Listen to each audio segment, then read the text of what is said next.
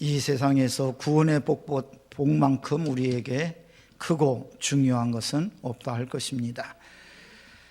구원의 복을 받은 우리는 이 세상에서 그 어느 것과도 바꾸려 하지 않죠. 심지어 목숨까지도 내어줄지언정 복음만큼은, 구원만큼은 우리가 결코 포기할 수 없다는 것을 우리는 잘 알고 있습니다.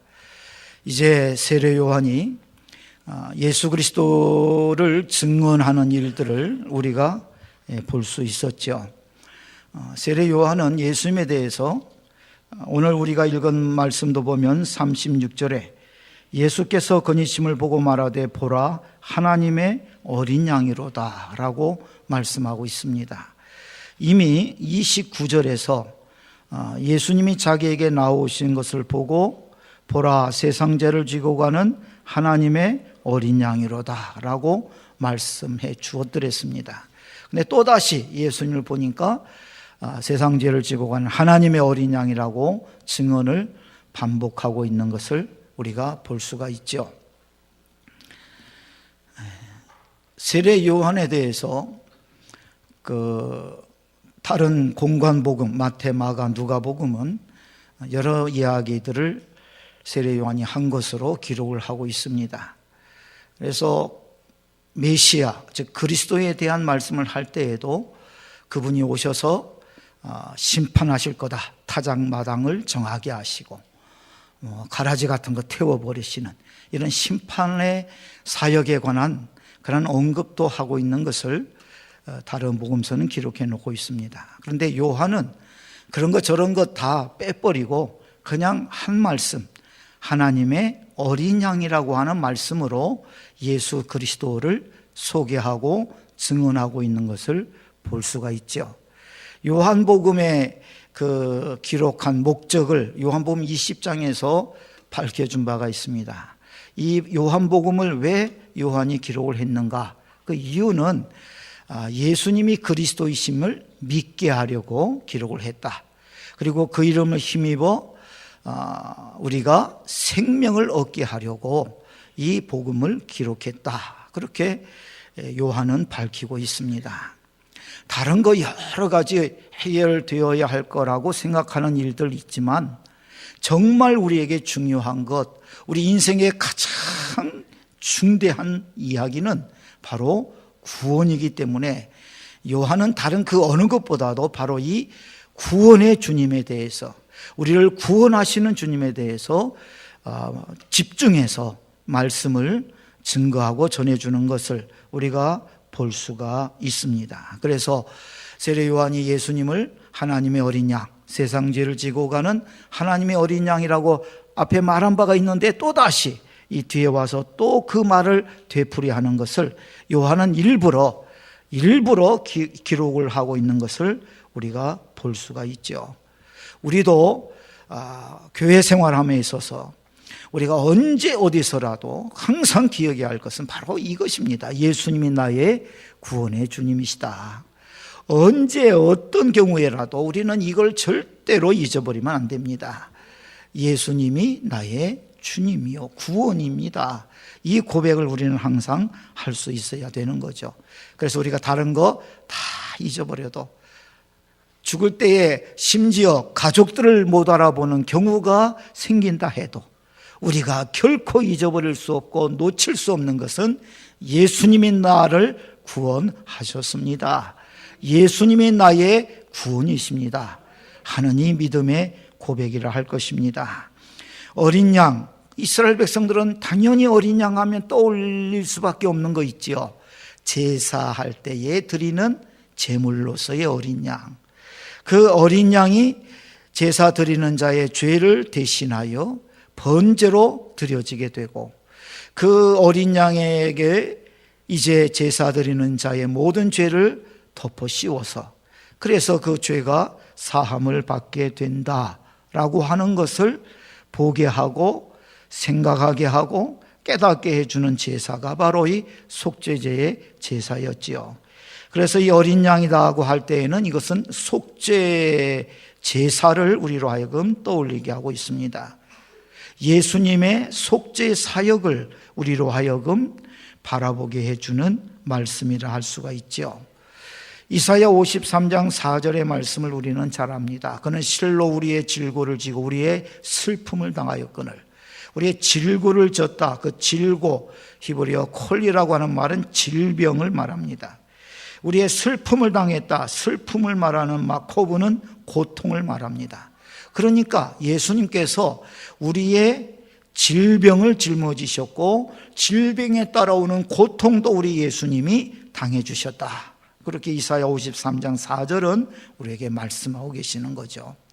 예수님께서 우리의 죄와 죄에 따라오는 모든 저주, 고통, 형벌 전부 다 짊어져 주셨다.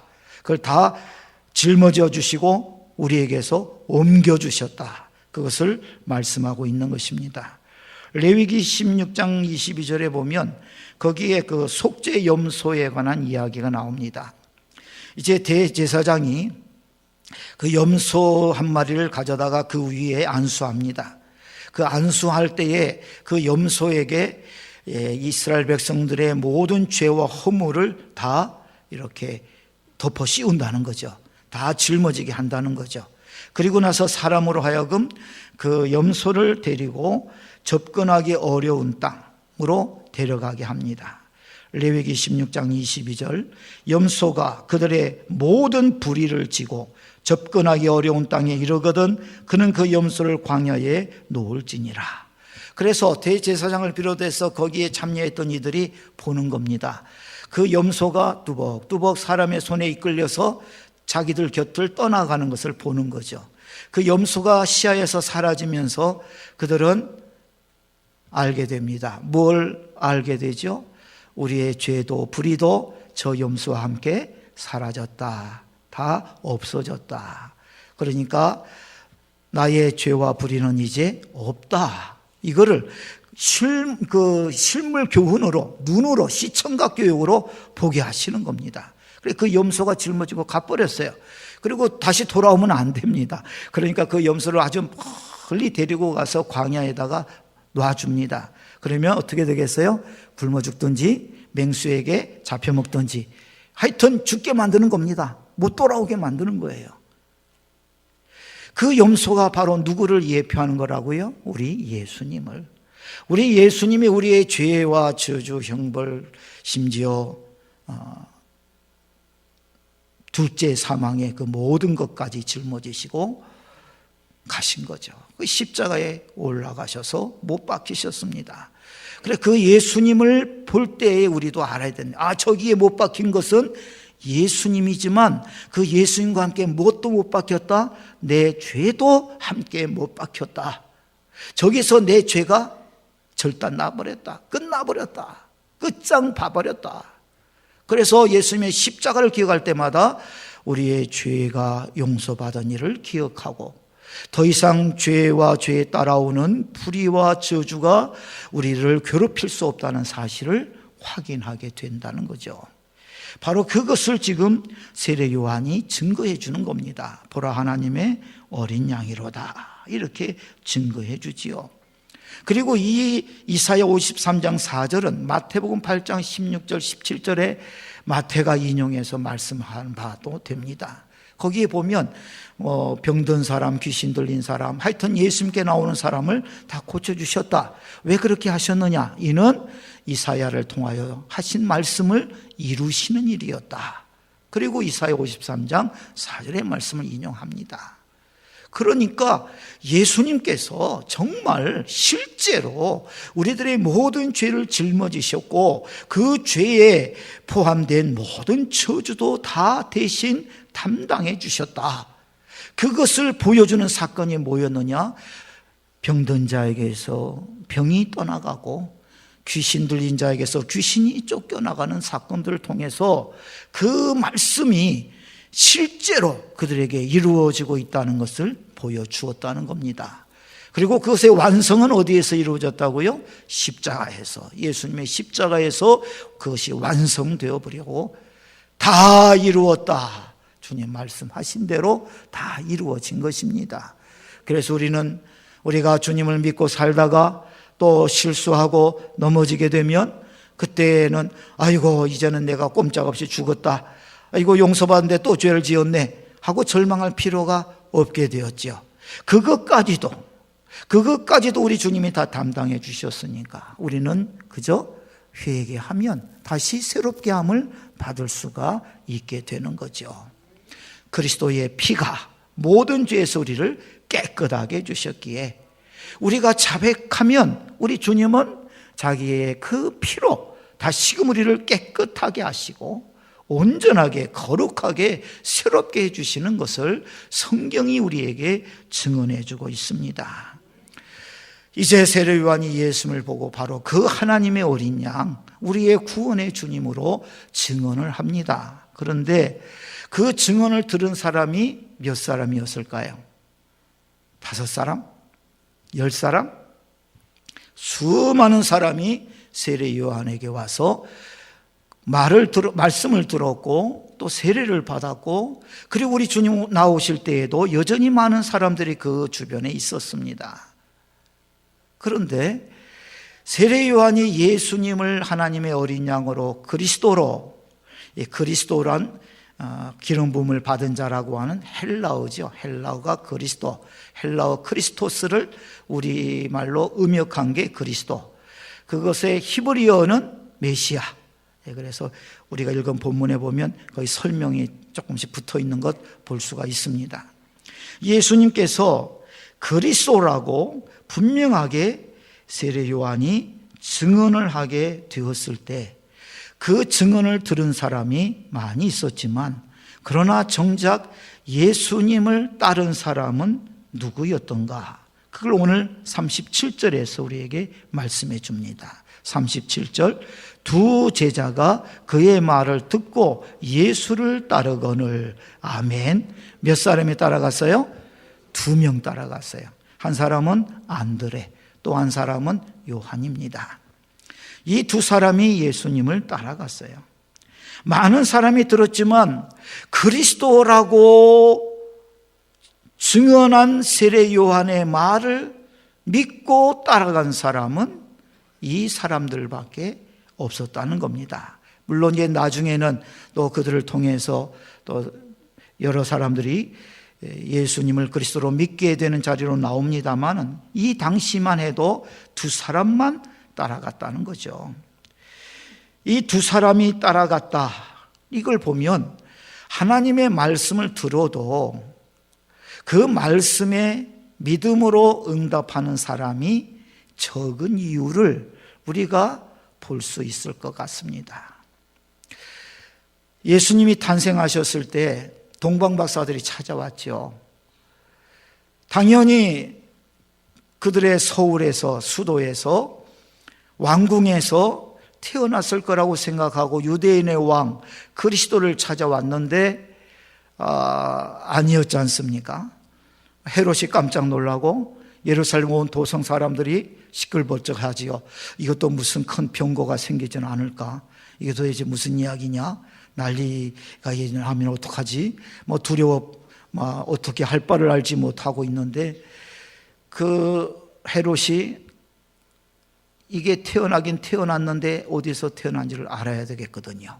그래야 자기의 왕위를 위협하는 존재를 미리 싹을 잘라버릴 수 있다고 생각한 거죠. 물어봅니다. 유대인의 왕 메시아가 어디서 태어난다고 너희들은 알고 있느냐? 대제사장과 서기관들에게 물어보죠. 그러니까 대본에 그들이 대답합니다. 유대 땅 베들레헴입니다. 미가서 5장 2절에 그렇게 예언되어 있습니다. 그들은 예수님, 그리스도가 어디서 태어날 줄을 알고 있었습니다. 그리고 그리스도가 태어났다고 이방인들이 알고 와서 지금 어디냐고 묻고 있습니다.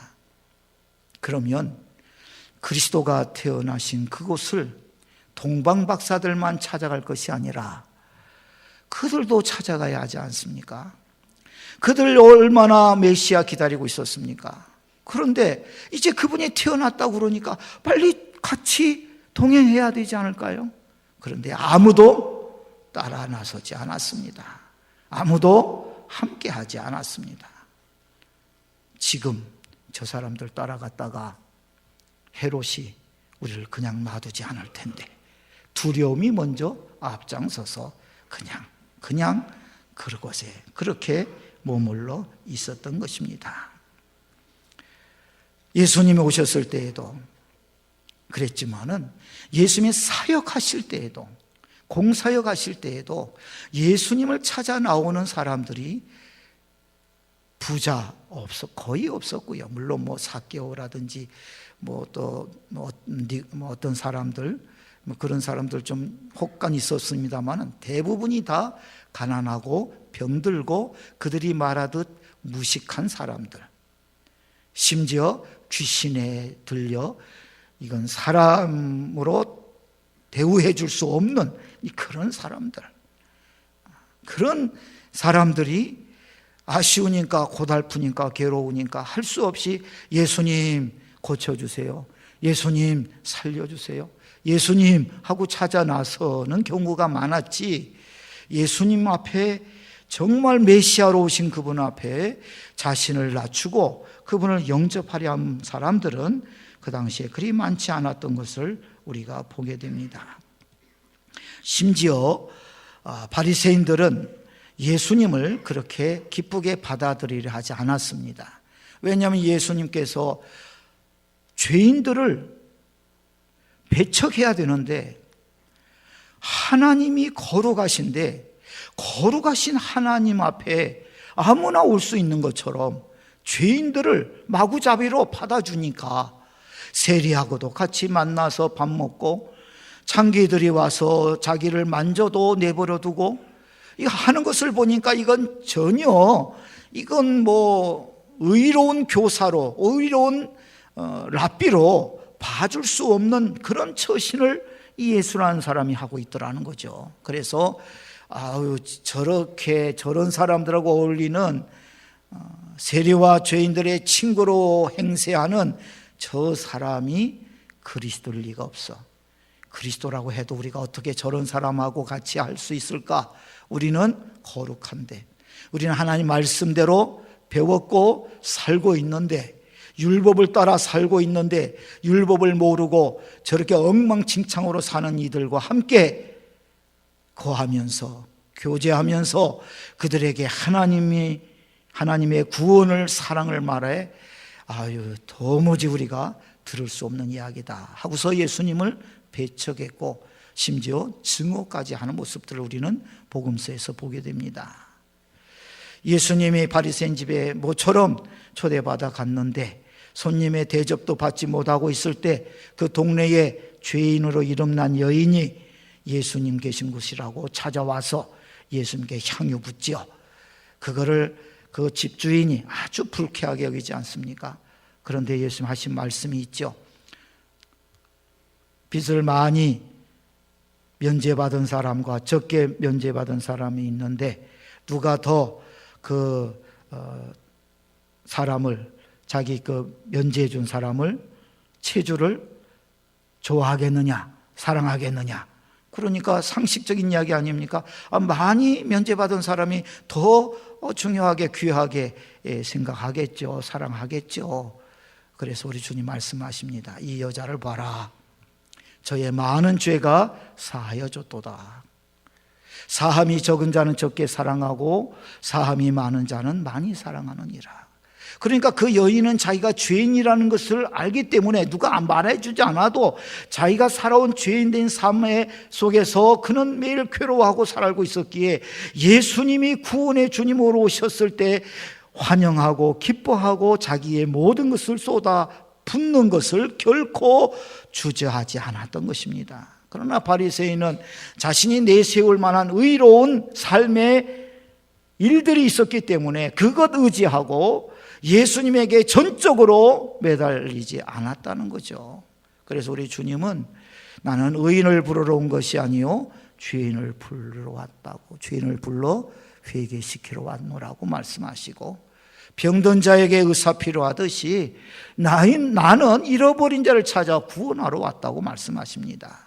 누가 하나님을 찾습니까? 누가 예수님을 찾습니까? 누가 예수님 때문에 마음이 불타오릅니까? 누가 예수님을 향한 사모하는 심령으로 갈망으로 목이 마를까요? 내가 죄인이라는 사실을 깨달은 사람들만이, 그들만이 주님을 찾는 거죠. 참된 구원의 주님밖에 내가 살 길이 없다고, 예수님밖에 없다고 그 예수님을 믿고자 예수 앞에 나오는 것이지요. 두 제자는 바로 이런 영적인 갈망에 사로잡혀 있었기에 예수님이 그리스도라고 하는 증언을 듣자마자 바로 예수님을 따라갑니다. 성경 우리에게 말씀합니다. 잠언 8장 17절, 나를 사랑하는 자들이 나의 사랑을 입으며 나를 간절히 찾는 자가 나를 만날 것이니라. 아직도 주님 찾지 않는 사람들이 있습니다. 자기가 어느 정도 살고 있다고, 그래도 내가 사람이 부족하지만 그래도 내가 온전하게 살려고 애를 쓰니까 나는 저렇게 무지막지하게 살아가는 사람하고는 좀 다르다고, 그러나 그 다르다고 생각하는 생각 때문에 우리들의 죄악의 그 심각성을 깨닫지 못하고 예수님을 구주로 모셔드리지 못한 채 자신의 어리석은 생각을 따라 자기 의에 빠져 교만함 중에 멸망당할 수도 있다는 것이지요. 여기에 안드레와 요한은 예수님을 찾아 나서고 예수님을 따라갑니다. 예수님 앞에 나아가 주님을 따라가니까 자기 따라오는 것을 보시고 우리 예수님께서 묻습니다. 38절, 예수께서 돌이켜 그 따르는 것을 보시고 물어 이르시되 무엇을 구하느냐? 뭐 때문에 나 따라오려고 그러느냐? 왜 따라오느냐? 이렇게 물으신 겁니다. 이렇게 물으신 것은 그들이 예수님을 따르려는 이유를 다시 생각하게 하고자 하심이었다라고 주석하는 이도 있습니다. 예수님을 따르는 많은 사람들을 우리는 이후에 보게 됩니다. 왜 예수님을 따라가는가? 요즘의 추세는 예수 믿는 거예요. 요즘 시대는 예전과 달라요. 이제는 예수님 믿어야 그래도 조금 행세 있게는 할 수 있어요. 좀 인정을 받아요. 그래야 좀 줄을 잘 탈 수 있어요. 그렇게 생각하고 예수님 따르는 사람도 있을 수 있다는 거죠. 예수 믿어야 내가 좀 팔자가 펴지 않겠어요? 이 땅에서 살아가는데 그래도 좀 예수 믿고 살아야 뭔가 좀 누릴 수 있지 않을까요? 그래서 세상에서 좀 편하게 잘 살아보려고 예수님을 믿는다고 따라 나온 사람도 있을 수도 있겠습니다. 무엇보다도 내가 몸이 고달파서 주님이 치료하시는 분이라 하시니까 나 병고침 좀 받아보려고 교회 나왔어, 이렇게 말씀할 분도 계시겠죠. 예수님을 통해서 놀라운 기사와 표적들이 나타나니까 그거 보려고 예수님 따라다니는 사람도 있었겠죠. 예수님 묻습니다. 뭘 구해? 무엇 때문에 나 따라오려고 그래? 왜 나를 믿는다고 그러지? 무엇 때문이야? 이렇게 물으십니다. 그럴 때 이 두 사람은 대답을 하기를 어디에 계십니까? 머무르신 데가 어디십니까? 왜 그렇게 대답했을까요? 예수님, 다른 이야기 하지 마세요. 우리 예수님 그리스도를 알고 지금 따라왔으니까 예수님과 함께 머물게 해주세요. 주의 말씀을 듣게 해주십시오. 우리를 좀 가르쳐 주십시오. 우리가 제자가 되겠습니다. 이런 모습이 표현이죠. 그러고서 예수님을 따라 붙습니다. 그러자 예수님 대답하시기를 39절 말씀, 예수께서 이르시되 와서 보라. 와보라. 그러므로 그들이 가서 계신 데를 보고 그날 함께 거하니 때가 10시쯤 되었더라. 예수님이 어떤 분이신지 함께 거하면서 보고 듣고 경험하도록 하셨습니다. 예수님의 제자들은 마가복음 3장 14절에 보면 예수님을 찾는 사람이요, 예수님을 만난 사람이요, 예수님과 함께 거하는 사람들이라는 것 우리에게 가르쳐 주시죠. 12를 택해서 어떻게 하셨습니까? 자기와 함께 있게 하셨다라고 말씀합니다. 함께 있어야 예수님이 누구신 줄 알고 자기가 어떤 사람이 된 줄을 알아야 나가서 뭐합니까? 전도를 할 수 있기 때문에 그래서 예수님을 만나서 예수님과 함께 시간을 보낸 안드레가 가만히 있지 못하고 벌떡 일어나서 자기 형제를 찾아 나섭니다. 그리고 찾아가서 말합니다. 41절 말씀 함께 읽어보십시다. 그가 먼저 자기의 형제 시몬을 찾아 말하되 우리가 메시아를 만났다 하고, 메시아는 번역하면 그리스도라, 데리고 예수께로 오니, 어떻게 했어요? 데리고 예수께로 왔습니다.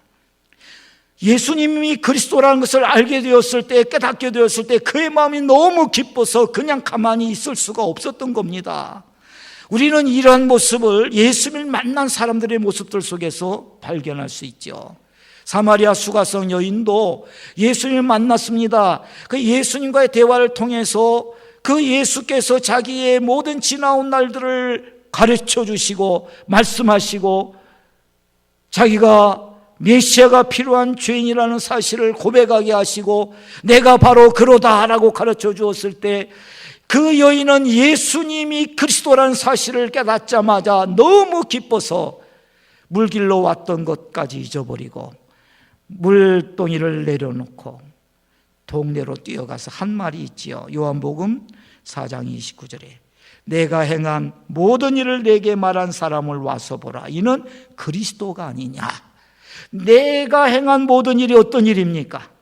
여러 남편들을 갈아치웠던, 세상에서 행복을 찾고자 했지만 불행과 비참과 수치밖에 돌아오지 않았던 그 세월, 부끄러웠던 날들, 외부 사람에게는 숨기고 감추고 절대로 모르게 했으면 했던 일들, 그걸 누가 다 알았어요? 예수님이 다 알고 다 드러냈어요. 그런데 이 여인은 기뻐합니다. 즐거워합니다. 왜? 그 모든 것들을 용서하시고 나를 하나님의 자녀로 인정하시고 받아주시는 그리스도라는 사실을 깨닫게 되었을 때 기뻐서 줄 몰라 동네로 가서, 여러분들도 괄시받고 살고 있지요. 나보다는 낫지만 유대인들에게 얼마나 괄시받고 삽니까? 얼마나 이 세월에 고달프고 괴롭습니까? 내가 만난 예수님 만나보세요. 여러분도 하나님이 사랑하는 하나님의 백성이랍니다. 그리스도를 믿어보세요. 이렇게 이 여인은 말했던 것이죠. 우리는 우리들 자신의 모습을 예수님을 통하여 바르게 깨닫게 되고 볼 수 있게 됩니다. 과거에는 마귀의 종입니다. 과거에는 어둠의 사람들이었습니다. 그러나 이제는 빛의 자녀요, 이제는 하나님의 자녀가 되었습니다. 이제는 우리가 하나님의 사랑받는 자녀가 된 것입니다. 그러니 오늘 나의 삶에 염려거리 있어도 우리는 하나님을 믿기에 다시 힘을 낼 수가 있고, 오늘 나의 삶의 길이 장래가 보이지 않게 여겨질 만큼 괴롭다 할지라도 우리는 하나님의 사랑받는 자녀이기 때문에 반드시 모든 것 변하여 나의 기쁨되고 감사되고 영광되고 축복되게 해주실 줄로 믿습니다. 고백하면서 우리는 버티며 견디며 우리의 길을 끝까지 걸어갈 수 있는 거죠. 우리의 부끄러웠던 과거가 있을 수도 있습니다. 그러나 그런 과거에서 나를 건져주신 하나님, 그런 과거를 용서하시고 나를 자기의 자녀로 인정하시고 자기의 영광으로 거룩으로 의로 똘똘 감아주셔서 품고 안고 어떠한 자리에서라도 구하여 내시고 함께 해주시는 아버지 하나님을 우리는 알고 있지 않습니까? 참으로 예수님이 나의 구주가 되신다는 것을 알았던 제자들은 가만히 있을 수가 없었습니다. 오늘도 우리가 주님이 나에게 어떤 분인가를 분명히 알게 되었을 때, 이 사실을 알지 못해서 여전히 죄악의 어두움의 권세에 갇혀 고통받는 이들에게 우리는 예수 그리스도를 증거해 줄 수 있어야 하는 거죠. 누가복음 24장 46절에서 48절의 말씀을 함께 읽어보겠습니다. 또 이르시되 이같이 그리스도가 고난을 받고 제3일에 죽은 자 가운데서 살아날 것과 또 그의 이름으로 죄 사함을 받게 하는 회개가 예루살렘에서 시작하여 모든 족속에게 전파될 것이 기록되었으니 너희는 이 모든 일의 증인이라. 아멘. 이 일을 위해서 자기 백성을 택하시고 일꾼 삼고 이 사역을 감당하도록 교회에 이 모든 사명을 맡겨 주신 것이죠. 이 일을 위해서 안드레가 데려왔던 베드로를 시몬이라고 하는 이름이 있었지만 게바라고 하는 이름, 게바는 아람어로 반석, 바위, 이것을 헬라어로 바꾸면 베드로, 페트로스. 지금은 얼마나 격정적이고 충동적인 사람입니까마는 앞으로 예수님이 그를 든든하고 견고한 바위와 같이 세우셔서 하나님 나라 위하여 쓰실 것임을 말씀해 줍니다. 주님이 우리를 그렇게 바꿔내십니다. 우리를 그렇게 변화시켜 주실 수가 있습니다. 우리의 인생 주의 손에 맡겨드리십시다. 시몬이 베드로 되게 하시는 주님이십니다. 얼마나 많은 실수합니까? 얼마나 많은 잘못 범합니까? 얼마나 큰 소리만 치고 책임지지 못할 일을 많이 합니까? 그렇지만 그 모든 과정들을 통과하게 하시고 견뎌내게 하시고 마침내 초대교회의 반석이 되게 하시고 기둥이 되게 하시고 오늘날까지 하나님 나라의 축복된 이름으로 우리가 그를 기억하게 해 주셨습니다. 우리는 하나님의 사랑받는 자녀입니다. 우리도 도중의 과정에 어떤 일을 얼마나 또 견뎌야 할런지, 당해야 할런지, 또 실수해야 할런지, 또 우리의 부족함 때문에 가슴 아파하고 눈물 흘려야 할지는 모르겠지만 분명한 것은 주님이 우리를 사랑하시고 주님이 우리를 구원하셨고 주님이 우리와 함께 하시고 주님이 우리를 도와주시기에 우리도 그 모든 연약함에서 벗어나 베드로처럼 하나님의 나라의 귀한 인물들로 서게 해 주실 것을 믿습니다. 이 모든 일을 이루어 주실 주님은 우리에게만 아니라 주님을 믿는 모든 자들에게 그 은혜를 주시는 분이시지요. 아직 알지 못하고 듣지 못하는 이들에게 이 구원의 주님을 기쁨으로 증거해 줄 수 있는 우리 모두가 되기를 바랍니다.